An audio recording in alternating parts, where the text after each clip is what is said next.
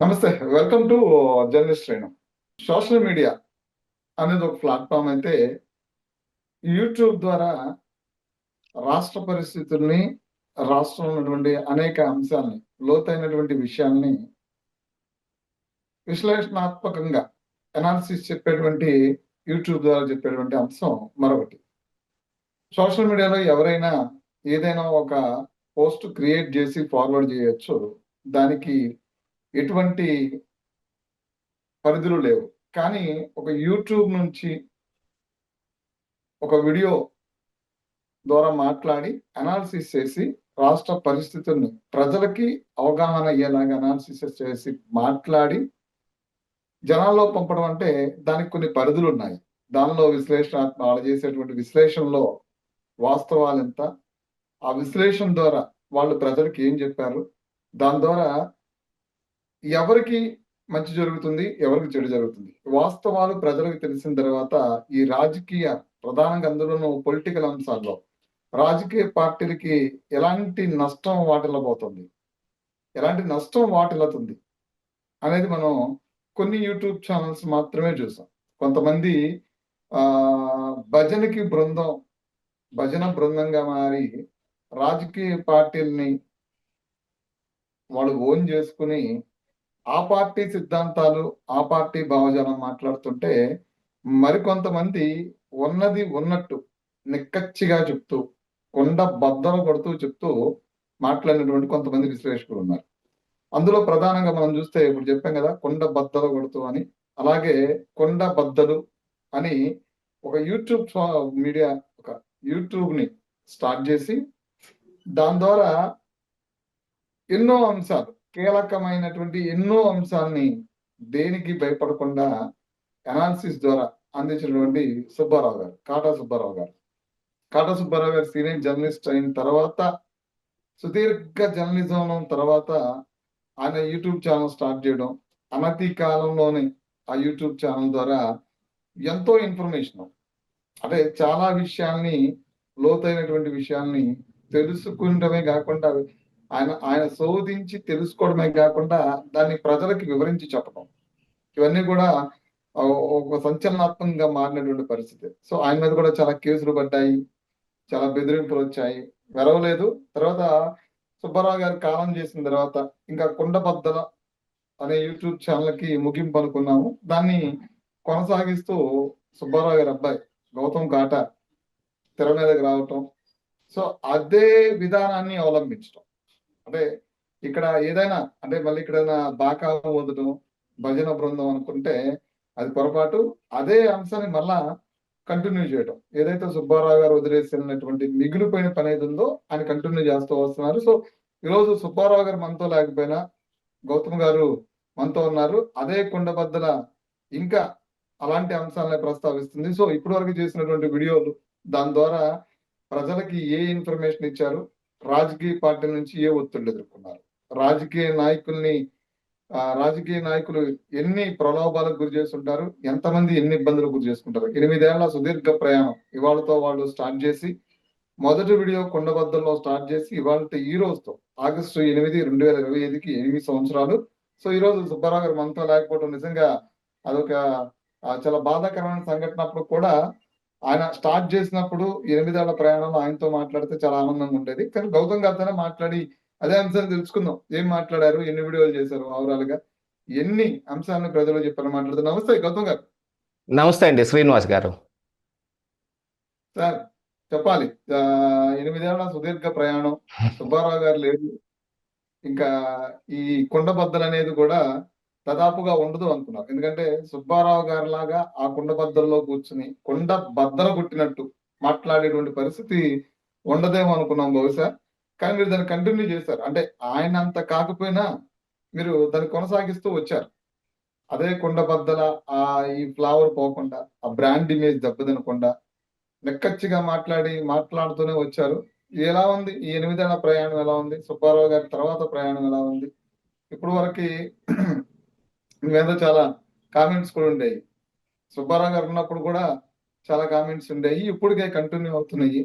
స్వతహాగా నేను ఓ భాషలో చెప్పాలంటే కుండబద్దలలో చేసినటువంటి వీడియోల ద్వారా ఏం పీకారు అనేది కూడా ఒక రకమైన చర్చే ఉంది.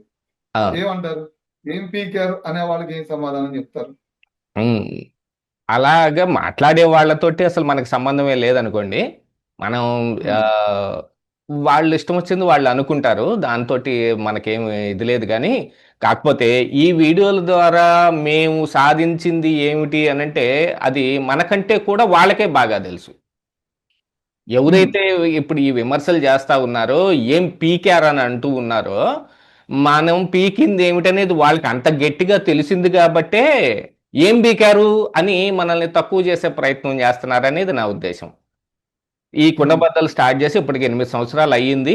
అందులో దాదాపుగా 2.5 సంవత్సరాల నుంచి నేను ఈ కుండబద్దలను టేక్ ఓవర్ చేసిన తర్వాత నేను కూడా చాలా వీడియోలు చేసుకుంటూ వచ్చాం. కాకపోతే మనం ఏం వీడియోలు పెడతాం, దాన్ని ఏదో ఒక మోటోలో పెడతాం, ఎవరికో ఒక ఇది సాధించి పెట్టాలనో, లేకపోతే ఎవరికో ఫేవర్ చేయాలనో కాకపోయినప్పటికీ గాను, ఇందులో ఒక ప్రజలకు ఉద్దేశించి వాళ్ళకి వాస్తవాలు తెలియటం కోసం, వాళ్ళని అవేర్ చేయటం కోసమే అసలు ఈ కుండబద్దలు స్టార్ట్ చేసింది. అప్పట్లో మరి వైఎస్ఆర్ కాంగ్రెస్ పార్టీ అధికారంలో ఉండేది. జగన్మోహన్ రెడ్డి గారు కానీ, వాళ్ళ పార్టీ నాయకులు కానీ, వాళ్ళంతా చేసిన ఈ తీసుకున్న తప్పుడు నిర్ణయాలు, ప్రజా వ్యతిరేక నిర్ణయాలు, వీటన్నిటిని ఎలుగెత్తి చాటటం. అప్పటికి ప్రతిపక్షం కూడా లేకుండా పోయింది. జగన్మోహన్ రెడ్డి గారు ఏ రోజునైతే గెలిచారో ఆ రోజు నుంచి వెండట్టా పాలిటిక్స్ మొదలయ్యాయి. జగన్మోహన్ రెడ్డి గారు ఇప్పుడు చెబుతున్నారు, నేను తిరిగి మళ్ళీ వచ్చానంటే నేను మీ అందరి మీద కసి తీర్చుకుంటాను, మీ అందరి మీద ఇది చేస్తాను అది చేస్తానని కాదు. ఆయన 2019లో ఏ రోజైతే గెలిచాడో ఆ రోజు నుంచి మొదలు పెట్టాడు. ఆయన ప్రమాణ స్వీకారం చేస్తూనే మొట్టమొదటి మాట మాట్లాడింది ఏమిటి? ఈనాడు, ఈ టీవీ5, ఈ ఆంధ్రజ్యోతి అని మొదలుపెట్టి వాళ్ళ మీద కక్ష తీర్చుకోవటాన్ని మొదలుపెట్టి, ఇక అక్కడి నుంచి రాజకీయంగా వాళ్ళకి ఎవరెవరు అడ్డం పడతారో, ఫర్ ఎగ్జాంపుల్ చెబుతాను. వివేకానంద రెడ్డి హత్య ఇప్పుడు సిబిఐ ఏమి ఫైండ్ అవుట్ చేసిందో మనం చూస్తే, దానికంటే ముందుగా జగన్మోహన్ రెడ్డి గారు ఒక సిట్ వేసి, ఆ సిట్లో ఎవరిని, ఆదినారాయణ రెడ్డిని, బీటెక్ రవిని, సతీష్ రెడ్డిని, వీళ్ళని ఇరికించే ప్రయత్నం చేశారు. నిన్న సునీత బయటకు వచ్చి చెబుతోంది, వీళ్ళ ముగ్గురి మీద మా తండ్రి గారి మీద ఇదిగో ఇదిగో ఈ ముగ్గురే ప్రయత్నం చేసింది, వీళ్ళ మీద నాకు అనుమానం ఉందని ఒక లెటర్ రాసుకొచ్చి సంతకం పెట్టమన్నారు, నేను పెట్టనన్నాను అని. కాకపోతే ఆ రోజున ఆవిడ ఆ, ఈ మహాభారత కురుక్షేత్రం నడుస్తున్నప్పుడు ధర్మరాజు అవలంబించిన ఒక చిన్న పద్ధతిని అవలంబించింది. అశ్వత్థామ హతః కుంజరహ అని ఏనుగు మీదకి నెట్టేశాడు ధర్మరాజు. అలాగా అవును. ఆవిడ కూడా మా నాన్నని చంపేశారు, ఎవరైతే చంపారో వాళ్ళ గుట్టు మొత్తం బయటకు తెలియాల్సిందే, వాళ్ళందరినీ పట్టి బంధించాల్సిందే, వాళ్ళకి శిక్ష పడేలాగా చేయాల్సిందే అని చెబుతూ, అందులో అన్నని మాత్రం సపరేట్ చేసుకొని ఆయన సీఎం అవటం కోసం ఆవిడ కొంత కుంజరహ అని నోరు నొక్కేసుకుంది. ఆ ఆ అవును. నోరు నొక్కేసుకున్న ఆ పాపాన్ని ఈ రోజున కడుక్కునే ప్రయత్నం చేస్తుంది. ఆ పాపం తాలూకు ఫలితం ఈ రోజున ఆవిడ అనుభవిస్తుంది. అంటే అవును. చూడండి ఏ రకమైన వెండెట్టా పాలిటిక్స్ చేశాడు జగన్మోహన్ రెడ్డి అనేది ఇక్కడ మనకందరికి ప్రస్ఫుటంగా అర్థమైపోతా ఉంది. వివేకానంద భార్య కూడా నిన్న మాట్లాడారు. అవును. ఉమ్, ఇలాగైతే ఇలాంటి పరిస్థితుల్లో మేము ఈ కుండబద్దల ఛానల్ స్టార్ట్ చేసింది, ఈ కనీసం ప్రతిపక్షం కూడా లేదు ఆ రోజున మాట్లాడటానికి. ఉమ్, ఈ తెలుగుదేశం నాయకులు ఎవరు ఇళ్లలోంచి బయటకు రావటం మానేశారు. అసలు ఇక తప్పని పరిస్థితుల్లో చంద్రబాబు నాయుడు గారో, లోకేష్ గారో ఎవరు వాళ్ళు బయటకు వస్తున్నారు తప్ప, మిగతా నాయకులు ఎవరు లేరు. 175 నియోజకవర్గాల్లో సైలెంట్, మొత్తం దుకాణం బంద్ అనమాట. ఈవెన్ అవును. మా చిలకలూరుపేట కాన్స్టిట్యున్సీలో ఈ తెలుగుదేశం పార్టీ తరపున పోటీ చేసి ఓడిపోయినప్పుడు పత్తిపాటి పుల్లారావు గారు అసలు తట్టా అవును. పుట్టా సర్దుకొని హైదరాబాద్ వెళ్ళిపోయారండి. 4 ఉమ్, సంవత్సరాలు ఆయన కనపడలేదు. ప్రతిపక్షం ఉమ్, లేకుండా ఇప్పుడు ఈ జగన్మోహన్ రెడ్డిని ఎవరు ఎదుర్కోవాలి? ఆ ఎదుర్కోవటం కోసం కుండబద్దలు స్టార్ట్ అయింది. ఏం పీకారు అన్నారు చూడండి. ఆ పీకింది అవును. ఏమిటి ఈ రోజున జగన్మోహన్ రెడ్డికి వచ్చిన ఆ 11 సీట్లతోటి కనపడతా ఉంది. అవును. అలాంటి వాటన్నిటిని క్రోడీకరించుకొని మేము ఆ రోజున ప్రజలకు ఎత్తి చూపించే కార్యక్రమం చేసాం. దానికి గాను మాకు లభించింది ఏంటి అనంటే, పేటీఎం బ్యాచ్, రూ. 5 బ్యాచ్ అనో, లేకపోతే చంద్రబాబు నాయుడుకి అమ్ముడు పోయాడనో, లేదు ఇది కాదు అని అనుకుంటే ఇంకేదో వీళ్ళకేదో మా డబ్బుల రూపంలో చాలా వస్తుందనో అని చాలా మంది అనుకుంటారు. కానీ ఈ ఛానల్ స్టార్ట్ చేసి నేను కూడా నా వృత్తిని సైతం వదిలేసుకొని వచ్చి దీన్ని కంటిన్యూ చేయడానికి కారణం ఏంటంటే మా నాన్న ఆశయాలను ముందుకు తీసుకెళ్లారని. దానివల్ల ఆ, మాకు మిగిలింది ఏమిటంటే అప్పులే తప్ప ఇంకేం లేదు. ఇందులో ఆ, ఎంత వస్తుంది ఏం వస్తుంది అనేది ఒకటి యూట్యూబర్గా మీకు తెలియంది ఏం కాదు. ఆ, ఆ! కాకపోతే ఇంకా మాకు పైపెచ్చు మా మీద ఫిజికల్‌గా దాడులు కావచ్చు, వా అధికారాన్ని ఉపయోగించుకొని కేసులు కావచ్చు అన్నీ జరిగాయి. మా నాన్న మీద 2 సార్లు యాక్సిడెంట్ జరిగింది. 2 సార్లు కేసులు పెట్టి తీసుకెళ్ళటానికి పోలీసులొచ్చారు. వచ్చి ఆ, ఆ రోజు మా నాన్న ఉన్న పరిస్థితిని చూసి, ఈయన్ని ఇక్కడి నుంచి మనం కారులో తీసుకొని వెళ్తే ఒక్క గంటకు మించి ఎక్కువ బతకడు. మన ఆ, మీద అనవసరమైన ఈ అభాండం పడుతుంది. ఈ పాపం మనకొద్దు. ఈ ఈయనకి నోటీసులు ఇచ్చి వెళ్ళిపోతామని వెళ్ళిపోయారు. అలాంటి పరిస్థితిలో ఉన్నాడు మా నాన్న. మా నాన్నకి పని చేస్తుంది ఆ రోజున మైండ్ ఒక్కటి, కళ్ళు, నోరు ఒకటి ఇవి మాత్రమే పనిచేస్తా ఉన్నాయి. మిగతాదంతా కూడా చాలా ఆ, అవస్థ స్థితికి వెళ్ళిపోయింది. అయినా కూడా ఆ రోజున ఎవడు చేయలేని పనిని నేనైనా చెయ్యాలి అని సంకల్పంతో చేశాం. అందుకే ఆ ఆ, సంకల్పం బలం ఒక్కటే మాకు ఈ కుండబద్దల్ని నడిపిస్తుంది తప్ప ఎవరొచ్చారు, ఎవరు రాలేదు, ఎంతొచ్చింది, ఏమి రాలేదు, ఈ అంశాలన్నిటినీ పక్కన పెట్టేసి దీన్ని ఇలాగనే కొనసాగించటానికే నేను దీన్ని టేకప్ చేయాల్సి వచ్చింది. ఎంతమంది వచ్చినా వాళ్ళని ఎదుర్కోవటానికి, వాళ్ళని ఎదుర్కొనే ధైర్యంగా ఉన్న మనుషులు ఎవరో ఒకళ్ళు ఈ సమాజం నుంచి కావాలి. కాకపోతే వెనకటికి ఒక ఆ, నానుడి ఉంది. ఈ దేశాన్ని కాపాడటానికి మరో భగత్ సింగ్ పుట్టాలి, మరొక శివాజీ పుట్టాలి, కానీ అది పక్కింట్లో పుట్టాలి అని అనుకుంటారు. మన ఇంట్లో వద్దు. అవును, మన పిల్లలు బాగా అవును, సంపాదించి బాగా అమెరికాలో పోయి డబ్బులు సంపాదించుకోవాలి. పక్కింట్లో వాళ్ళు త్యాగాలు చేసేసి కుటుంబాలు నాశనం అయిపోయి వాళ్ళు ఈ దేశాన్ని కాపాడాలి. మేము అలా అనుకోలేదు. మా ఉమ్, ఇంట్లోనే పుట్టాలి, మేమే తయారవ్వాలి అని అనుకుని మేము తయారై మేము చేస్తున్నాం. ఒకవేళ నన్నేమన్నా చేసినా, నేనేమన్నా అయినా ఈ కుండబద్దలు ఆగిపోయింది అనుకుంటున్నారేమో. ఇంకా తర్వాత కంటిన్యూ చేయడానికి ఇంకా చాలా మంది ఉన్నారు. అవును, ఒక్కొక్కళ్ళు నాకంటే ఇంకా బాగా చేయగలిగినోళ్ళు. ఇప్పుడు నాకు అవకాశం ఉంది కాబట్టి నేను చేస్తున్నాను. నాకంటే ఇంకా బాగా చేయగలిగినోళ్ళు నెక్స్ట్ వచ్చి దీన్ని కంటిన్యూ చేస్తారు. ఈ కుండబద్దలు అవును, అనేది ఎప్పటికి ఇలాగనే ఉంటుంది. ఏం పీకార్ అనే వాళ్ళ గుండెల్లో వాళ్ళకి గుణపాలు గుచ్చుతుంది. ఆ గుణపం గుచ్చుకోవటం మూలానే వాళ్ళు ఇలాంటి మాటలు మాట్లాడుతున్నారు కదా! అంటే అర్థమైపోతుంది నేనేం పీకాను, మా కుండబద్దలు ఏం పీకింది అనేది. ఆ. ఏమంటే సుబ్బారావు గారి ప్రయాణం కొండబద్దల్లో ఉన్నంత గొప్ప ప్రయాణం మీరు చేయలేదని చెప్తున్నారు. కానీ సుబ్బారావు గారు చేసిన ప్రయాణం ఈరోజు కొండబద్దలు అనేది ఒక బ్రాండింగ్. మరి ఆ సుబ్బారావు గారిని ఆ రోజు రూ. 5 పేటిఎం అని అనలేదు. దాడులు చేశారు, కేసులు పెట్టారని చెప్తున్నారు. కానీ గౌతమ్ గారికి వచ్చేపాటికి ఎందుకు అది పడింది? యాక్చువల్‌గా అంటేనండి, అప్పుడు బాగా హెక్టిక్ టైమ్‌లో మా నాన్నగారు స్టార్ట్ చేసింది. ఆయన మాట్లాడింది కూడా అంతే హెక్టిక్ టైమ్‌లో. కాకపోతే ఈవెన్ ఇంకా గవర్నమెంట్ కూడా మారలేదు. జగన్మోహన్ రెడ్డి గారు ఏం దిగిపోలేదు. జనవరి 2, 2023 మా నాన్నగారు పరంపదిస్తే, ఆడ నుంచి కంటిన్యూ ఉమ్, చేశాను. అంటే 2024 జూన్ 12 దాకా దరిదాపుగా జూన్ 10 దాకా జగన్మోహన్ రెడ్డి హయాంలోని ఆంధ్రప్రదేశ్ రాష్ట్రం నడిచింది. ఉమ్, ఆ రోజున మరి జగన్మోహన్ రెడ్డి సీఎంగా ఉన్న రోజున మేము చేశాం కదా! నేను ఉమ్, చేసిన వీడియోలు కూడా చాలా వరకు వైరల్ అయిన వీడియోలు చాలా ఉన్నాయి. ఆ రోజున ప్రజలకి ఏం అవసరమైందో అది చేశాం. ఈ రోజున ఉమ్, ఈ ప్రభుత్వంలో జరుగుతున్న తప్పులను కూడా ఎత్తి చూపిస్తానే ఉన్నాం. కాబట్టే ఇప్పుడు ఉమ్, కొత్తగా కొంతమంది ఏమంటారు, ఇప్పుడు కొంతమంది తెలుగుదేశం వీళ్ళొస్తారు. ఆ రోజున మీ నాన్న చేసినట్టు చేయలేదు అంటే, ఆ రోజున మా నాన్న జగన్మోహన్ రెడ్డి మీద పోరాడారని వీళ్ళు అనుకుంటున్నారు. ఏదో చంద్రబాబు నాయుడికి అవకాశం అందిపుచ్చేలాగా చేశారని. ఆ రోజున మా నాన్న పోరాడింది ప్రభుత్వంలో ఉన్న పెద్దలు చేసే తప్పుల మీద. ఈ రోజున నేను చేయాల్సిందేంటి? ఈ రోజున ప్రభుత్వంలో ఉన్న పెద్దలు చేస్తున్న తప్పుల మీద మాట్లాడాల్సిన అవసరం ఉంది. అందుకని వెంటనే ఏమంటారు? అందరూ మారిపోయాడు, వీళ్ళ నాన్న చేసినట్టు చేయట్లేదు అని అనుకుంటారు. వాళ్ళ నాన్న చేసినట్టు చెయ్యాలి అని అంటే, ఆ రోజున బ జగన్మోహన్ రెడ్డి అధికారంలో ఉన్నట్టు, ఈ రోజున జగన్మోహన్ రెడ్డి అధికారంలో ఉంటే అదే జరుగుద్ది. కానీ ఈరోజు ఆ, ప్రభుత్వం మారిపోయింది గదా! అంటే ఆ, ఇక్కడ మాట్లాడే వాళ్ళున్నారు చూడండి, వాళ్ళ మాట మారింది తప్ప నా మాట మారలేదు. మా విధానం ఆ, మారలేదు. మా కుండబద్దలు ఎప్పటికీ ఇలానే ఉంటుంది. ఇంతే కుండ బద్దలు కొట్టినట్టు ఖచ్చితంగానే మాట్లాడుతుంది. అది ఎవరికి రుచించినా, రుచించకపోయినా మాకు దాంతో సంబంధం లేదు. మాకు కేవలం ప్రజల వాళ్ళ ప్రజా శ్రేయస్సు ఇది మాత్రమే ముఖ్యం. రైట్. గౌతమ్ గారు, ఇప్పుడు ఒక కులాల అంశాన్ని ఒకటి ప్రస్తావిస్తాను.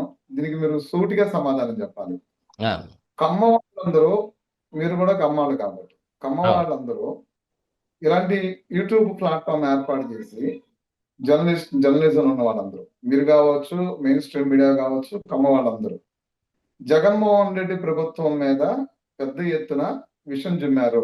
అంటే జగన్మోహన్ రెడ్డి ఇస్తున్న సంక్షేమ పథకాలు, ఇతర అంశాన్ని ఇది మంచి, ఇలా చేశారు, ఇలా గొప్పగా ఉంది అని ఎక్కడా ప్రస్తావించకుండానే ఆయన ప్రభుత్వం, ఇప్పుడు మీరు చెప్పారు, ఆయన ప్రభుత్వంలో జరుగుతున్నటువంటి అవినీతిని, అక్రమాలను మాత్రమే, ఆ ప్రభుత్వంలో మంత్రులు, ఎమ్మెల్యేల అవినీతి గురించి మాత్రమే, ఆ పెద్దల గురించి మాత్రమే మాట్లాడే ప్రయత్నం ఆ కులం చాటున మీరు చేశారు. అంటే జగన్మోహన్ రెడ్డిని ముఖ్యమంత్రిగా దించేసి చంద్రబాబు నాయుడిని ముఖ్యమంత్రిగా ఉంటే రాష్ట్రంలో మీకు ఉమ్, అంటే ఆ సామాజిక వర్గానికి అదో గుర్తింపు, గౌరవ కారణం, గర్వకారణంగా ఫీల్ అయ్యారు. ఆ సామాజిక వర్గానికి జగన్మోహన్ రెడ్డి వల్ల అతిగా గౌరవ మర్యాదలు లేవు కాబట్టి మీ గౌరవ మర్యాదల కోసం, లేదంటే మీ ఆధిపత్యం కోసం మీరు ఇవన్నీ చేసుకుంటూ వచ్చారనేవి కూడా చాలా కామెంట్స్ ఉంటాయి. ఇప్పటికీ ఉంటాయి, ఆ, ఇప్పటికీ ఉంటాయి. చంద్రబాబు నాయుడు ముఖ్యమంత్రి ఉన్నంత కాలం ఉంటాయి, తర్వాత లోకేష్ ముఖ్యమంత్రి ఉన్నంత కాలం కూడా ఉంటూ ఉంటాయి. ఎందుకంటే మీడియా ఆర్గనైజేషన్స్ అనేది ఆ కులాలు ఎక్కువ ప్రాతినిధ్యం వహించడం, అది వాళ్ళకి ఎక్కువ సపోర్ట్ చేయడం అనే దాన్ని కూడా ఓ యాంగిల్లో నడిచినప్పుడు పెద్ద డిఫరెంట్ చర్చ అనుకోవచ్చు. లేదంటే అది అసలు మీడియాకి కులాలకి సంబంధం ఏంటి అని అలాంటి వాళ్ళు నోరెళ్ళ పెట్టినా దాన్ని మాట్లాడేవాడైతే మాట్లాడుతూనే ఉన్నాడు. అవునవును. ఏమంటారు? ఇది కేవలం రాజకీయం పరంగా దురుద్దేశంతో ఆపాదిస్తుందే తప్ప దాంట్లో మీడియాలో కేవలం ఈ కులం వాళ్ళు వచ్చి మీడియా పెట్టాలి అని రూల్ ఏం లేదండి. మీడియా ఎవరు పెట్టినా ఆ మీడియానే కదా. ఆ, ఆ, కాకపోతే మెయిన్ స్ట్రీమ్ మీడియా వచ్చేటప్పటికి బాగా డబ్బుతో కూడుకున్నది. అందుకనే సోషల్ మీడియాలో యూట్యూబ్ ఛానల్ పెట్టడానికి కులం చూస్తారా? యూట్యూబ్ పలానా కులం వాళ్ళకి మేము ఛానల్ పెట్టనివ్వం, వాళ్ళు వీడియోలు బాగా చేసినా కూడా మేము వైరల్ కానివ్వం అని యూట్యూబ్ కూడా కమ్మ కులానికి ఏమన్నా ఫేవర్ చేస్తుందా? అలాంటిది ఏమి ఉండదు కదా. ఎవరు చేసినవైనా సరే, ఎవరు మాట్లాడిన మాటలైనా సరే అది వస్తుంది. కాకపోతే ఇదేంటంటే ఒక దురుద్దేశపూర్వకంగా మా మీద ఈ కులం ముద్రతోటి ఒకటి ఇది ఆపాదించే ప్రయత్నం చేస్తారు. అది వాళ్ళ రాజకీయ విధానం అనుకోండి వాళ్ళు మాట్లాడేది. కానీ మీరు మీరు చెప్పండి, జగన్మోహన్ రెడ్డి గారు అధికారంలో ఉన్నప్పుడు ఎంతమంది రెడ్డి గారులకి ఏం చేశాడు? అసలు అర్హత ఉందా లేదా అనేది కూడా చూసుకోకుండా డీజీపీ పోస్టును సైతం కసిరెడ్డి రాజేంద్రనాథ్ రెడ్డికి ఇవ్వలేదా? అవును. ఆయనకంటే ఇంకా అర్హులైన వాళ్ళు లేరా? అలాగనే చంద్రబాబు నాయుడు గారు ఉన్నప్పుడు 11 మంది కమ్మ డిఎస్పీలని ఆయన ప్రచారం చేసిన దాంట్లో వాస్తవం ఉందా? ఇదంతా కేవలం ఏంటంటే రాజకీయం కోసం వాళ్ళు చేస్తుంది వాళ్ళ దురుద్దేశం. ఇంకా యాక్చువల్గా చెప్పాలి అంటే చంద్రబాబు నాయుడు గారు ఇదిగో ఇలాంటి వ్యాఖ్యలు ఎవరన్నా చేస్తారేమో, అంతా వాళ్ళ కులానికి దోచిపెట్టుకుంటున్నాడు అంటారేమోనని మా కులం వాళ్ళని ఎవరిని దాదాపుగా దగ్గరకు రానివ్వడు. అసలు అది కాకుండా ఏమిటంటే తెలుగుదేశం పార్టీ ఏర్పడిందే ఎన్టీ రామారావు గారు వ్యవస్థాపకులు అయ్యి తెలుగుదేశం పార్టీని ఏర్పాటు చేసి ఆ రోజున అన్నీ చేసిందే బీసీల కోసం, Yes. వెనకబడిపోయిన బీసీల కోసం, దళితుల కోసం చేశాడు. ఆయన ఆ రోజున కమ్మోళ్లను, బ్యామ్మోళ్లను, ఇంకొకళ్ళను, కోమట్లను ఎవరిని చూడలేదండి, ఎవరిని స్పేర్ చేయలేదు. ఆ, పెద్ద కులాలని దాదాపుగా ఆయన దూరం పెట్టేసినట్టుగానే ఉంది. ఆ, ఎవరి కోసం చేశాడు? అన్ని ఈ బీసీలు, ఈ దళితులు వీళ్ళ కోసం చేశాడు. అలాగనే ఆ దాన్ని అందిపుచ్చుకొని వీళ్ళు కూడా ఇలా కంటిన్యూ చేస్తానే ఉన్నారు. చంద్రబాబు నాయుడు గారి దగ్గర కులం పేరు చెప్పుకొని ఎస్పెషల్లీ మేము మీ కులమే అని చెప్పుకుంటే గేటు కూడా దాటి లోపలికి రానివ్వరు. ఆ సంగతి అందరూ గుర్తించాల్సిన అవసరం ఉంది. ఈ రోజుకి ఉమ్, చాలా మంది కమ్మ సంఘాలు కూడా ఈ రోజుకి కూడా చంద్రబాబు నాయుడు వచ్చినా కూడా మనకేం వరగబెట్టడం లేదనుకొని నిరుత్సాహంలో ఉండిపోయిన సంఘాలు చాలా ఉన్నాయి. ఎందుకంటే అవును. ఈ రాజకీయం కులంతో ఆధారపడి వచ్చింది కాదు. ఈ రాజకీయం అవును. అనేది ప్రజలు ఎవరు ఉన్నారో వాళ్ళందరికీ ఒక మేలు చేయటం కోసం వచ్చింది. ఈ ప్రభుత్వాలు ఏర్పడటం కానీ ఇదంతా కానీ ఒక స్ట్రీమ్ లైన్లో మనుషుల యొక్క జీవన విధానం ఒక ఖచ్చితమైన నియమ నిబంధనలతోటి వెళ్ళటం కోసం ఏర్పాటు చేయబడింది. అలాంటి దాన్ని మనం ఇక్కడ ఇంత దూరం మాట్లాడుకుంటున్నాం అని అంటే ఇక దాంట్లోనే అర్థమైపోతుంది కదా మీకున్న దురుద్దేశాలు ఏమిటండి. కులం కార్డును ఒక దాన్ని చూపించి మా నోరు నొక్కేసే ప్రయత్నం చేస్తున్నారు. దళితులైనందుకు వాళ్ళ నోరు నొక్కేస్తున్నారని వాళ్ళు చాలా ఎక్కువగానే మాట్లాడుతూ ఉన్నారు ఈ రోజున. అందులోంచి కూడా చాలా మేధావులు బయటకు వచ్చిన వాళ్ళు లేరా? వాళ్ళల్లోంచి కూడా ఈ రోజున ఎంతమంది ఇప్పుడు మీరు చెబుతున్న ఈ సో కాల్డ్ కులం ఛానల్స్ లో మాట్లాడటం లేదా? వాళ్ళని పిలిచి పెద్దపేట వేయటం లేదా? ఇంకా నేను చెబుతున్నానండి, ఇదే కారణానికి ఇప్పుడు మీరు చెప్పిన ఈ కారణానికి నన్ను కొన్ని ఛానల్స్ అసలు నన్ను పిలిచి మాట్లాడించుకోవటం మానేసినాయి. ఎందుకంటే ఇదిగో ఇలాంటిది వస్తుంది, పలానా వాళ్ళు పలానా కులం, పలానా వాళ్ళు పలానా కులం. ఇప్పుడు వీళ్ళందరూ కలిసి గుడిపూడి జంగాల్లాగా, I'm sorry to say this, ఇది వెనకటికి ఉన్న సామెత కాబట్టి చెబుతున్నాను, ఇలాగా వాళ్ళే చేరుకుని భజనలు అంటున్నారని నన్ను చాలా మంది పిలవట్లేదు. సరే, ఇప్పుడు నాకు ఆ ఛానల్లో పిలిచినా పిలవకపోయినా నాకంటూ ఒక సొంత ఛానల్ ఉంది, నాకంటూ ఒక సొంత మీడియా ఉంది, నాకున్న అభిప్రాయాలు నేను వెలిబుచ్చుతూ ఉన్నాను. పోనీ ఇప్పుడు వీడియోలన్నీ కేవలం కమ్మోళ్ళు మాత్రమే చూస్తున్నారు అనుకుంటున్నారా? అలా కాదు కదా, అవసరం ఉన్న ప్రతి వాళ్ళు చూస్తున్నారు, నేర్చుకోదలుచుకున్న ప్రతి వాళ్ళు వింటున్నారు. అందులో దరిదాపుగా కమ్మ కులం నుంచి వచ్చిన వాళ్ళు 10-15%, 20% మ్యాక్సిమం మించరేమో. మరి మిగతా వాళ్ళందరూ ఎవరండి? చూస్తున్న వాళ్ళందరూ ఎవరు? మిగతా 80% మిగతా అన్ని కులాలే చూస్తున్నాయి. అందులో ఈ ఛానల్లో కూడా మేము కులం ప్రస్తావన కానీ కులం బేసు మీద ఇదిగో ఫేవర్ అని కానీ ఏ రోజున చెయ్యం. అవసరం అయితే మా కులం మీద మా కులంలో జరిగిన తప్పుల్ని ఎత్తి చూపించడానికైనా కూడా మేము రెడీగా ఉంటాం. అలాంటి చేసిన సందర్భాలు కూడా ముందు చాలా ఉన్నాయి. రైట్. ఓకే గౌతమ్ గారు, మీ అభిప్రాయాన్ని చాలా క్లియర్ గా చెప్పారు. వాస్తవాలని చెప్పడం అనేది ప్రజలకు తెలియాల్సిన అవసరం, నాకు తెలియాల్సిన అవసరం కాదు, మీరు దాచుకోవాల్సిన అవసరం కాదు. ప్రజలకి మీ నుంచి అంటే మీరు అవలంబిస్తున్న విధానం ఏంటనేది ప్రజలకైతే చాలా క్లియర్ గా తెలియాలి. అంటే పార్టీలో ఉన్న వాళ్ళకి తెలియాలి, ప్రజలకు తెలియాలి, అందరికీ తెలియాలి. అంటే ఓ రాజకీయ పార్టీని వెనకేసుకు రావడం ద్వారా ఏ లబ్ధి చేకూరుతుంది అనేది నాకైతే తెలియదు. ఎందుకంటే ఒక రాజకీయ పార్టీని వెనకేసుకొచ్చి ఏ లబ్ధి పొందిన వ్యక్తిని నేను కాదు, సేమ్ టైం సుబ్బారావు గారు కూడా కాదు. ఉన్నది ఉన్నట్టు మాట్లాడడానికి ఏంటి అంటే ప్రజలకు తెలియాలి. ప్రజలకు తెలిస్తే నేనేంటో తెలిసింది, నాకు ప్రజల నుంచి తెలియాల్సిన అవసరం ఉంటుంది. ఓ రాజకీయ పార్టీ ఉండే నాయకులకో, మంత్రులకో, ముఖ్యమంత్రులకో బాకా ఓది భజన చేసి సింగిల్ సింహం అని పోడాల్సిన అవసరం, ఎలివేషన్స్ ఇవ్వాల్సిన అవసరం అయితే ఉండదు. ఎందుకంటే ఏదైనా నిక్కచ్చిగా మాట్లాడి నిజం చెప్పాల్సిన అవసరం ఓ జర్నలిస్ట్ గా వాళ్ళ మీద ఉండేటువంటి బాధ్యత. దాన్ని మాత్రమే ఆ పాత్రే పోషించే క్రమంలో నిజం చెప్తే చాలా మంది దాన్ని తీసుకోలేక, నిజాన్ని తీసుకోలేక వీడు 5 రూపాయలు గాడు, పేటిఎం గాడు, వీడు కులపిచ్చి, వీడికి మదపిచ్చి అని మాట్లాడుకుంటూ తిరుగుతుంటారు. ఎందుకంటే ఆ విధానాన్ని అవలంబించే వాడికి పచ్చగానర్లాడికి లోకమంతా పచ్చగానని, వాడికి పచ్చగానర్లు వచ్చి నేను కూడా ఆడికి పచ్చగా కనపడతాం అనేది ఆడి దౌర్భాగ్యం. అంతేగాని నేనే ముసుగేసుకుని తిరగాల్సిన అవసరమో, సుబ్బారావు గారికి ఏం ముసుగేసుకుని తిరగాల్సిన అవసరం ఉంది. సో ఇందులో భవిష్యత్తులో అలాంటి వాళ్ళు ఒక యూట్యూబ్ ఛానల్ పెట్టి రాణించాలి అంటే సుబ్బారావు గారు లాంటి వాళ్ళు ఎదుర్కొన్నటువంటి సమస్యలు నా యూట్యూబ్ ఛానల్లో కూడా ఉండాలి. అందుకే ప్రధానంగా ఈ రోజు మీతో మాట్లాడాలనుకోవడం దాని ఉద్దేశం కూడా. థ్యాంక్ యూ గౌతమ్ గారు. Thank you.